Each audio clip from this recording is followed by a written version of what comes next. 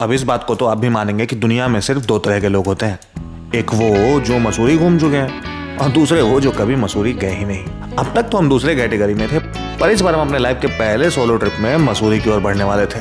अब जिन लोगों ने हमारा पिछला व्लॉग देखा है वो ये तो जानते कि अब तक हम देहरादून में ही थे और एक बाइक रेंट कर चुके थे। अब घूमने के बारे में सोशल मीडिया पे आजकल दो चीजें कही जाती हैं, एक तो एक सोलो ट्रिप पे निकल जाओ और दूसरा कि एक बाइक उठाओ और पहाड़ों में निकल जाओ।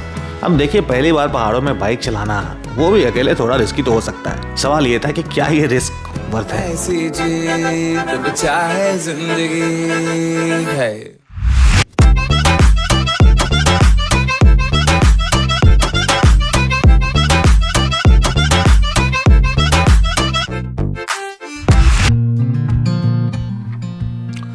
तो ब्रेकफास्ट आ गया हमारा और ब्रेकफास्ट में भाई साहब पोहे। ज़्यादा है सुबह सुबह खाने से में दिक्कत आता है। कल सुबह सुबह पूरी दाब दिए थे, बाकी टाइम खाने का मन ही नहीं कर रहा था। तो यहाँ से मेरे पास दो ऑप्शन ये है, एक तो उत्तराखंड मतलब देहरादून में जो बचे हुए जगह है, मालदेवता नॉल मालदेवता ये सब, वो घूम ले क्योंकि वहाँ पे भी काफ़ी सीनिक पॉइंट्स हैं। लेकिन कल सहस्त्रधारा के पास जो नदी का हिस्सा सूखा हुआ दिखा मेरे को, उसके बाद जो है मेरे को लगा कि शायद वहाँ भी पानी नहीं हुआ तो। और फिर कभी कभी सफ़र खूबसूरत होता है मंजिल से भी, और यहाँ पे वही हो रहा है। रास्तों में ज़्यादा मज़ा आ रहा है। मसूरी जाते जाते वैसे ही इतना कुछ देखने को मिल जाएगा ना कि मज़ा आएगा। अब भैया आपका तो पता नहीं, पर हमारे दिन की शुरुआत बिना एक कप चाय के नहीं होती। तो सबसे पहले हमने ओल्ड मनाली रोड पे जाते ही एक कप चाय पी और फिर खूबसूरत नज़ारों का मजा लेते हुए निकल गए। ऐसी ऐसी जगह ही थी कि पता नहीं हम कितनी ही बार रुके होंगे, क्योंकि जैसे जैसे ऊपर जा रहे थे वैसे वैसे देहरादून का पूरा वैली दिख रहा था। और इस जगह रुक के हमने एक चीज़ रियलाइज किया कि कभी कभी आखिरी पल में लिए हुए डिसीजंस काफ़ी सही होते हैं। जैसे कि इस वक्त हमने तय कर लिया था कि देहरादून के बचे हुए जगहों को फिलहाल बचा हुआ ही रहने देते हैं और मसूरी की तरफ निकल पड़े थे। खैर, जब हम मसूरी के मॉल रोड में पहुंचे तो हमें दो झटके मिले। पहला ये कि जिस हॉस्टल में हमने बुकिंग करी थी रहने के लिए, वहाँ पे पार्किंग कर पाना मुश्किल, इसलिए रेंटेड गाड़ी का सिर्फ प्राइवेट गाड़ियाँ ही जा सकती थी। और थोड़ी दूर जाके हमें एक पार्किंग मिल गई। 200 रुपया पर डे लगा भाई साहब पार्किंग का, पर चूंकि हॉस्टल सस्ता था तो वहाँ से तो कवर अप होना ही था इसको। तो भाई साहब सीन ऐसा है कि बाइक पार्किंग के अलग से एक दिन के जो है वो 200 रुपये लग जाते हैं। चूँकि हमको रात को यहीं रुकना है तो हम एक ही बार 200 का ले लिए, अदरवाइज़ कुछ घंटों के लिए शायद 100 का है, एक तक लगा दो तो। अब बट एनीवे, अब ये है ऐसा जगह पे बुक करने का एक दिक्कत है। आई थिंक वो अकेला जगह नहीं है। चलो आपको दिखाते हैं क्या है जगह और क्यों ऐसा कर रहे हैं। वैसे व्यू भाई साहब क्या ही व्यू है, क्या ही व्यू है। बेसिकली ये वाले बैरिकेडिंग के अंदर जो है सिर्फ प्राइवेट गाड़ियाँ अलाउड है, जहाँ लोग रह रहे हैं उनकी गाड़ियाँ। और फिर हम पहुंच गए अपने हॉस्टल। पहली बार का एक्सपीरियंस था तो डर तो लग रहा था कि आखिर न जाने ये एक्सपीरियंस कैसा होने वाला है। 2 बेड वाला रूम लकीली मिल गया था और इस बार हमारे पास स्टोरेज भी था। तो भैया जी बेसिकली यही है प्रॉपर्टी। दूसरा लफड़ा ये हुआ था मेरे साथ पार्किंग के अलावा कि यहाँ पे जो डबल बेडरूम्स थे, मतलब नॉर्मल 2-2 हज़ार के मिलते, कुछ महंगे नहीं है, बट सारे सोल्ड आउट थे, जिसके कारण कि मुझे करना पड़ा बंक वाला। बट लकीली 2 बंक का ऑप्शन था। तो कुछ ये है रूम और ये बंक बेड्स आपको मिलते हैं ऐसे। और यहाँ पे ये जो है ना, लॉकर के लिए अलग से चाबी लेना पड़ता है, तो वो अभी हम मतलब ताला खरीदना पड़ता है, तो वो अभी हम खरीदेंगे। बाकी अच्छी चीज़ क्या थी जिसके लिए मैंने ये बुक किया, एक तो इसका लोकेशन अच्छा था मॉल रोड पे, और दूसरी अच्छी चीज़ थी यहाँ की जो व्यू है ना, ये हर इसके फ्लोर पे एक बालकनी दिया गया है और बालकनी से व्यू है ज़बरदस्त, बहुत ही प्यारा। बस फिर आराम करने तो आए नहीं थे और एक्लिमेटाइज होने का फैशन हमें तो नहीं समझ आता, तो बस सामान रख के ही तुरंत निकल पड़े हम अपने पहले डेस्टिनेशन की ओर। तो यहाँ पे जब इस जंक्शन पे आप आ जाते हैं हाथी पाँव वाले, तो वहाँ पे क्या होता है कि 2-3 जगह रास्ते जो है कट रहे हैं। 2-3 रास्ते होते हैं, एक देहरादून को चली जाती है, एक चला जाता है जॉर्ज एवरेस्ट बेस कैंप की तरफ। तो अगर अब तो गलती से गूगल मैप के भरोसे हो पहाड़ों में, थोड़ा बहुत तो स्कैम हो जाता है गूगल मैप का, पता नहीं चलता एग्जैक्टली कौन सा है रास्ता। तो लोकल शॉप से पूछना बहुत ज़रूरी है। भैया से मैंने इसलिए कंफर्म कर लिया, थोड़ा डाउट हो ही रहा था, भैया ने कंफर्म कर दिया कि हाँ भाई नीचे वाला ही जाता है। बाकी बोल रहे मैगी बढ़िया बनाए, तो एक मैगी खा के आगे निकलेंगे, है कि नहीं? क्योंकि पहाड़ों में आए हैं तो एक शांत जगह पे मैगी चाहिए। वो उधर काफ़ी क्राउडेड था तो मन किया नहीं कुछ खाने का। और भैया ने वाकई में बहुत ही बढ़िया मैगी खिलाई। पहली बार मसूरी की मैगी हमें पसंद आई थी। तो बेसिकली आपको पहले पार्किंग के देने, हर जगह यहाँ पार्किंग का 100-200 से नीचे कोई मांगता नहीं। और उसके बाद जो है ऊपर ट्रैक करने के लिए 200 रुपीज़ उसके चार्जेस हैं। बट ऊपर ट्रैक करने से पहले नीचे काफ़ी सारा वेडिंग शूट्स वगैरह चल रहा था मेरे में। तो इधर ये प्राइवेट बना रखा है शूट्स के लिए, काफ़ी अच्छा वैली व्यू आता है, तो शायद इसलिए लोग जो है ज़बरदस्त शूट में लगे हुए, तो नीचे अच्छा लगता है, मतलब पहले नीचे ही थोड़ा सा टाइम बिताते हैं भाई।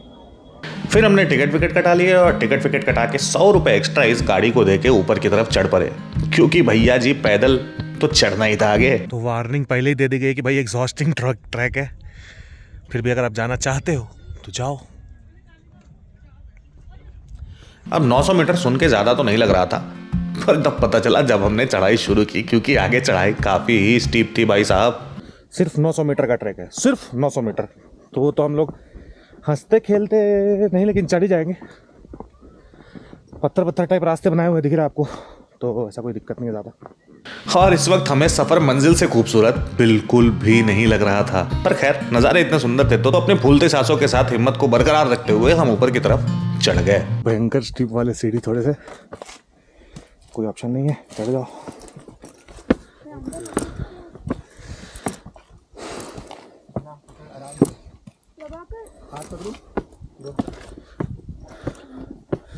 आप यहाँ पे कुछ भी कर सकते हैं, बस एक चीज़ नहीं करना है, गिरना नहीं है, क्योंकि रेलिंग नहीं है, गिरे तो सीधे खाई में।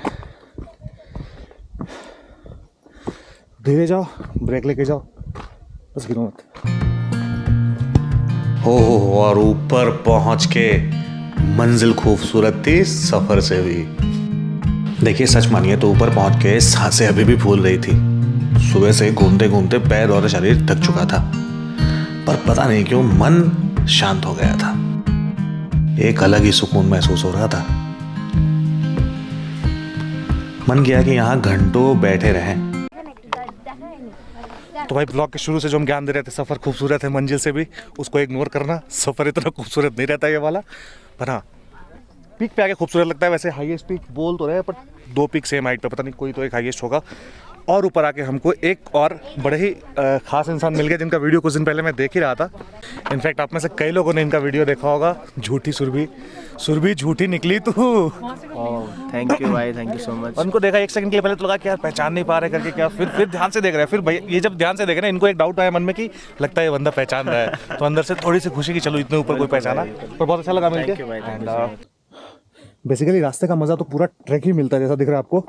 पर तकलीफ ये है कि चढ़ते समय आप इतना थक जाते हो कि आप वो रास्ते का मज़ा लेना भूल जाते हो उस समय। हाँ, उतरते समय जो है ये एकदम से स्टीप है यार। जहाँ पैदल चढ़ना मुश्किल हो, वहाँ ये कैफे वाला बाइक कैसे लाए, यही समझ में नहीं आ रहा मेरे को। ये देखो, हाउ कैसे लगे यार, रास्ता तो है ही नहीं। रात को लौटते लौटते हमने कहा कि मॉल रोड पे थोड़ी सी शाम की रौनक देखें, और ईमानदारी से बताए तो मॉल रोड की कोई मैगी वैगी भैया हमें तो पसंद नहीं आई। इससे अच्छा यहाँ ब्रेड ऑमलेट खा लियो। और हाँ, मसूरी में अच्छी चाय मिलनी भी बहुत मुश्किल है।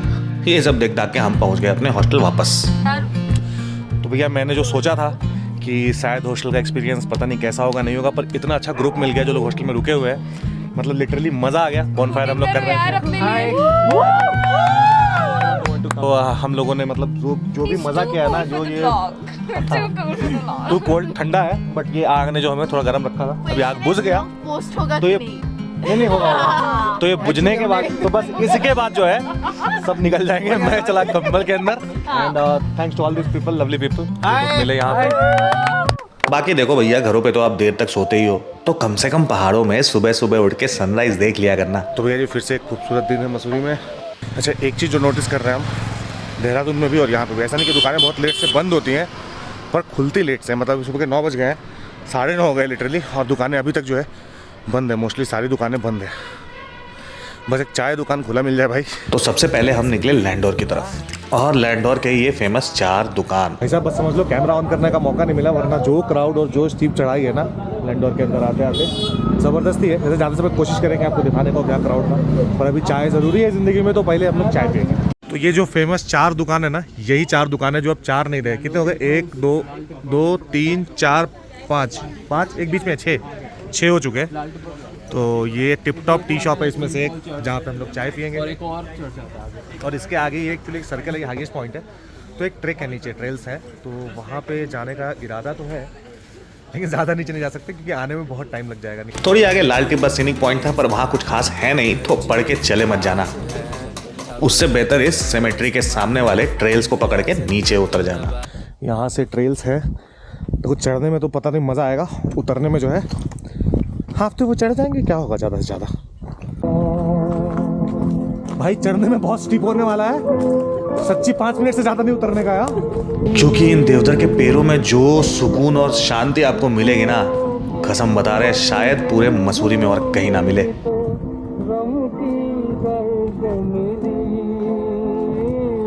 वैसे लंदन पहुंचते समय तो हम आपको दिखाना भूल गए थे, पर निकलते समय दिखा दे रहे। यहाँ की गलियां बहुत ही संकीर्ण है भाई साहब, मतलब दुबली पतली, और उतना ही जबरदस्त ट्रैफिक हो जाता है कभी कभी। तो चढ़ाई या उतराव में आपको चढ़ते उतरते समय जरा ध्यान से चलना पड़ेगा। खैर वहां से स्ट्रगल करते हुए हम अगले डेस्टिनेशन की तरफ बढ़े तो हमने पहले फिर से हाथी पाव में एक ब्रेक लिया।